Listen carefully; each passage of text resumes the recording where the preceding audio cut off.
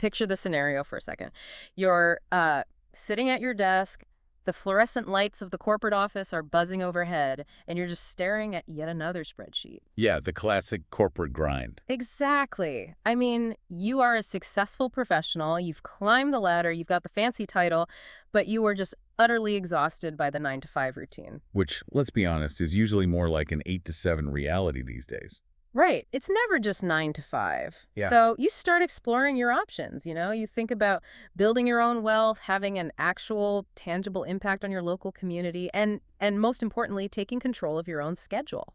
The autonomy is huge. It really is. So the logical thought is, okay, I should buy a franchise, but almost immediately this massive hesitation sets in. Because the fear is very real. Totally. Because the only thing worse than your current corporate stress is taking hundreds of thousands of dollars of your own money just to accidentally buy yourself an 80-hour-a-week job. Right, where you're constantly putting out operational fires instead of answering emails. Yeah, exactly. So today we're taking a deep dive into an educational franchise called Ivybrook Academy to really understand how a business can actually be structured to prevent that exact nightmare scenario. It's a really fascinating model to deconstruct. Welcome to the deep dive, by the way. We are so glad you're here with us. So based on their operational frameworks and franchise investment data, this is a model in the early childhood education sector that deliberately flips the traditional ownership script. It really does. And what's particularly interesting about this analysis is that, we have to look past just the surface level product. Right. Because, yes, obviously they provide early childhood education. But the true mechanism of this franchise, what we're really going to tear down today, is how the strategic positioning of the service fundamentally dictates the daily life of the investor who owns it. Yeah, it's like a masterclass in aligning unit economics with a very specific buyer profile. Exactly. It's all about the investor psychology. Okay, let's unpack this. Let's start with the actual service they provide because it kind of sets the stage for everything else. So Ivybrook Academy is a half-day curriculum-based learning environment for children ages 18 months to 6 years old. Right. So toddlers up through kindergarten prep. Yeah. And their framework blends two very specific, highly regarded educational philosophies. We've got Montessori and Reggio Emilia. It's pitched as this highly individualized pathway to prepare kids for kindergarten. And that combination of those two philosophies is really the core differentiator here. How so? I mean, I think most people have at least a passing familiarity with Montessori, right? Sure, yeah. Dr. Maria Montessori. It focuses heavily on fostering independence. Children work with tangible, hands-on materials, often at their own pace, which it builds a really strong foundation for focused work. Okay, but what about the other one, Reggio Emilia? I don't hear that one as often. So Reggio Emilia originated in Italy, and it's deeply collaborative. It's very much about, child-led exploration. I noticed in the materials there's this phrase associated with Reggio Emilia, something like viewing the environment as the third teacher. Right. Which, I mean, that sounds great in an academic journal, but what does that actually look like in a physical classroom? It's a great question because it directly impacts how these specific schools are built out. Oh, really? Yeah. I mean, think about a traditional classroom. The teacher is the focal point, right? They're standing at the front, delivering information. The environment is basically just a room with some desks. Just a container for the kids, basically. Right, exactly. But when the environment is the third teacher, the physical space itself is actually engineered to provoke curiosity and learning. Okay, so practically, what does that mean? It means classrooms flooded with natural light. Materials are stored at the child's eye level in open cubbies, not locked away in a supply closet. Oh, so the kids can just grab what they need? Exactly.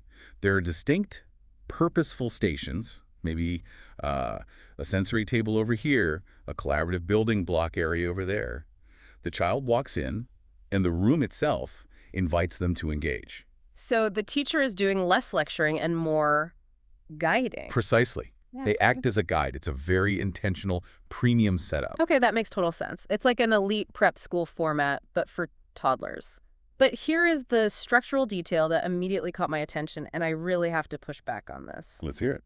Ivybrook focuses exclusively on education. They only offer half-day sessions. Right. They are not providing standard full-day childcare services for working parents. So from an investment standpoint, I mean, aren't they leaving a massive pile of money on the table? It's the most common question investors ask. Because a modern dual-income family, they usually require full-day care from 7:00 a.m. to 6:00 p.m. By only offering half days, you're ignoring the largest demographic in the market. Traditional business strategy would absolutely suggest that you are leaving money on the table by ignoring that mass market. But this is a very deliberate pivot away from an incredibly saturated space.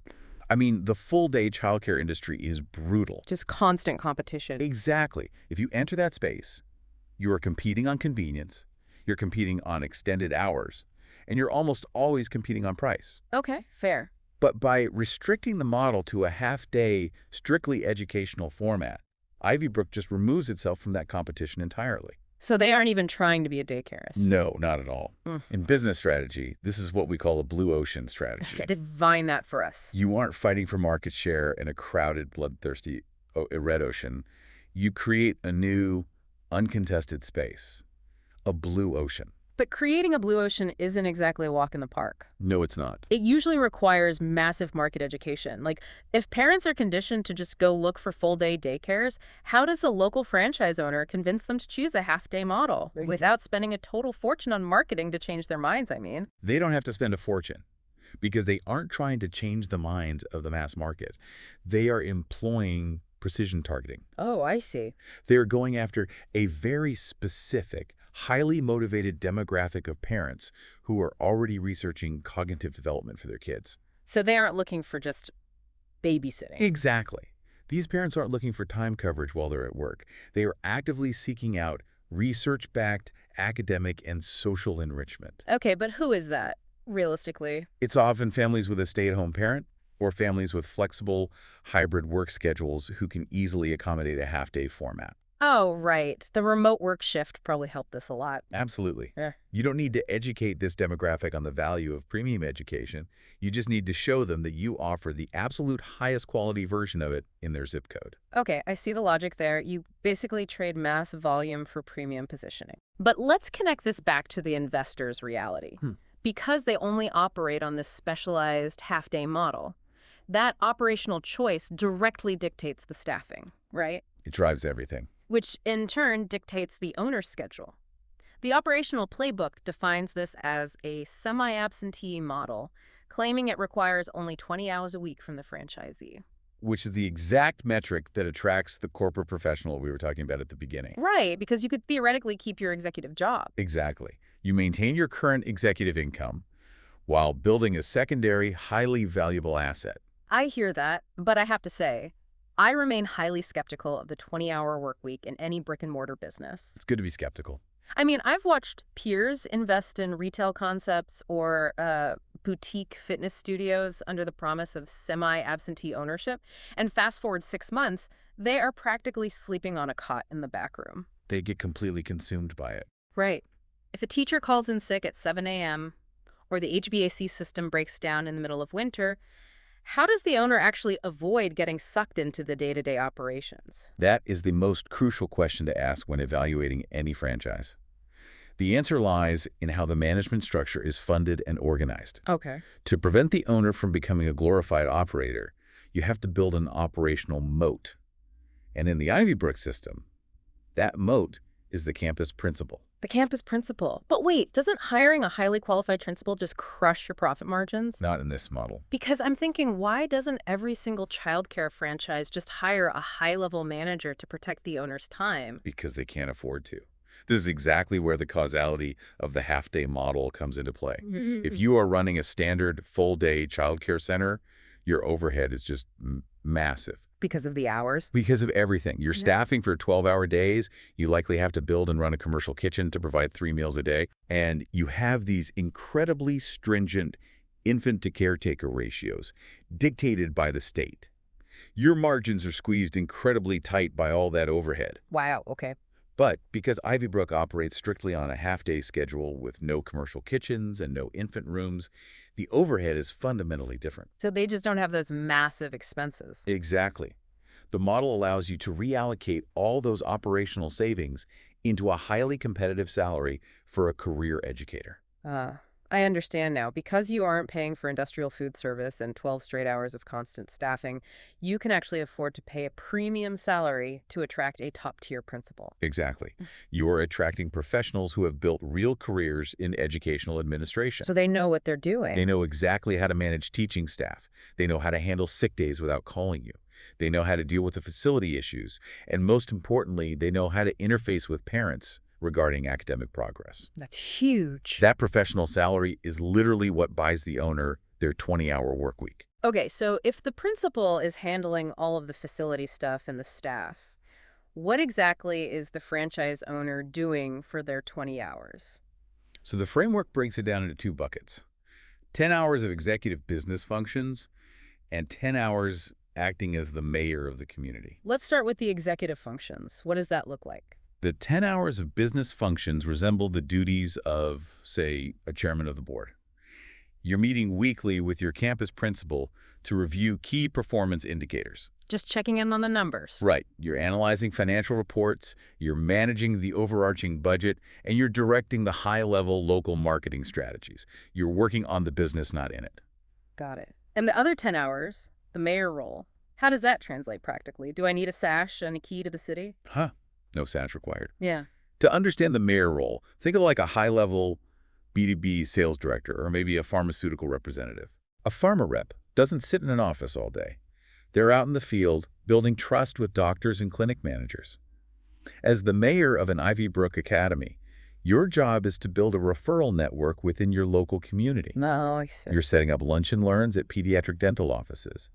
You're networking with high-end local real estate agents who are selling homes to new families moving into the area. That makes so much sense. You're connecting with leaders of local parent organizations. So you are essentially taking the exact executive networking skills that you honed in the corporate world and deploying them to build a wait list for your own asset. Precisely. You aren't learning how to manage a classroom of 3-year-olds. You are leveraging your existing skill set. Exactly. You are the visionary and the face of the brand in your market, while your campus principal executes the daily academic mission inside the building. It's a very clean division of labor that protects your time. Which brings us to the actual lifestyle economics. We've established how the 20 hours function, but the physical operating hours of the building have to actually align with that, right? Right. Otherwise, scope creep is inevitable. Right. So let's look at the numbers. This is where the mathematical reality of that blue ocean strategy we discussed earlier becomes very apparent for the owner. Here's where it gets really interesting. The standard operating hours for an Ivybrook Academy are strictly 8:15 a.m. to 4:30 p.m., Monday through Friday. Right. Right off the bat, that means absolutely no weekend operations. That single factor is a massive differentiator. It has to be. When you evaluate food service or retail franchises, the bulk of your revenue, and consequently the bulk of your operational stress and staffing headaches, occurs on Saturdays and Sundays. Oh, yeah. Nobody wants to work a Saturday night shift. Exactly. So eliminating weekend hours completely changes the baseline stress level of the investment. And it goes further than that. Because they operate as an educational institution, they follow a standard academic calendar. Right. They do run a summer camp program, but those sessions are exclusively half-day, meaning the school literally closes by noon during the summer months. Let's run the actual math on that schedule because it is quite revealing. Okay, let's do it. We have 365 days in a year. Right. You immediately subtract 104 days for the weekends. Yeah. That brings you to 261 days. Then you factor in standard holidays, a winter break, a spring break, and the fact that summer afternoons are entirely closed. Yep. If you calculate the actual active operating time based on their data, the locations are open an average of 229 days per year. Which means, from an operational standpoint, the physical business is closed for essentially 1/3 of the entire calendar year. Wait, really? 1/3? Yes. That is a staggering metric.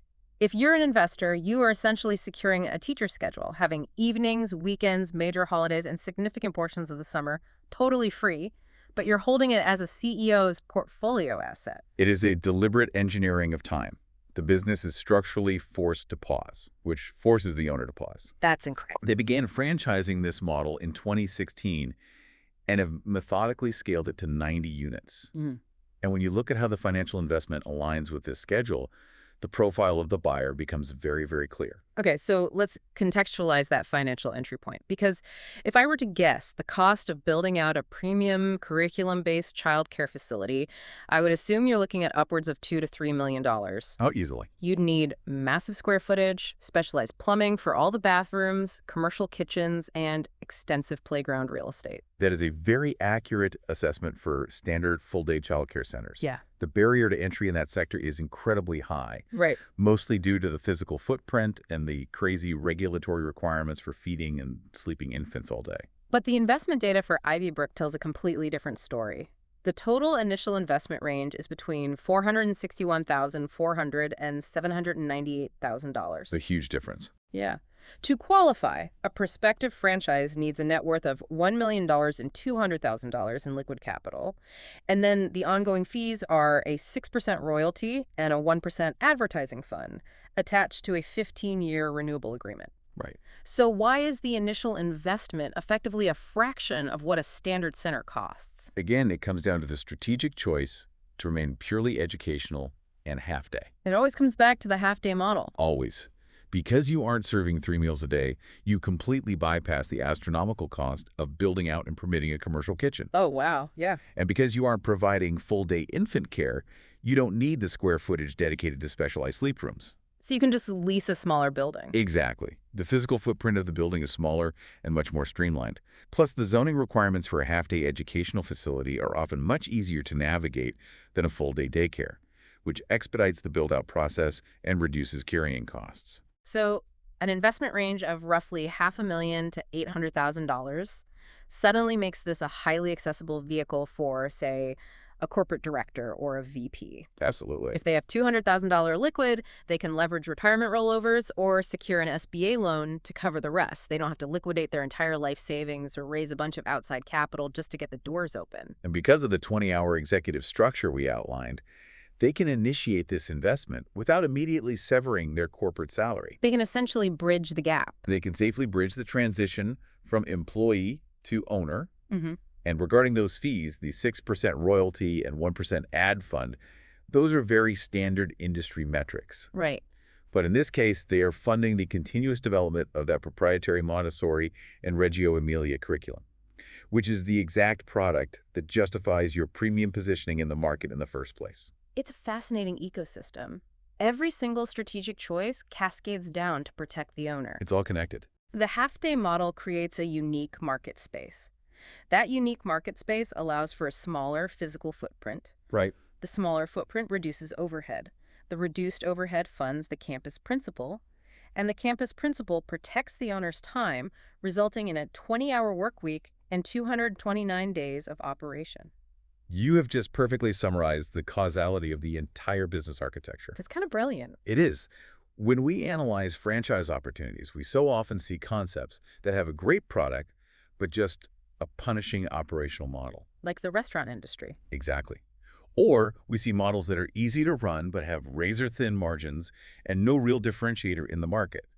Finding a model where the strategic positioning directly enhances the owner's quality of life is incredibly rare. It certainly challenges the traditional metrics of success. I mean, we are so accustomed to defining wealth purely by the number at the bottom of a spreadsheet. Absolutely. We look at revenue projections, EBITDA, and profit margins.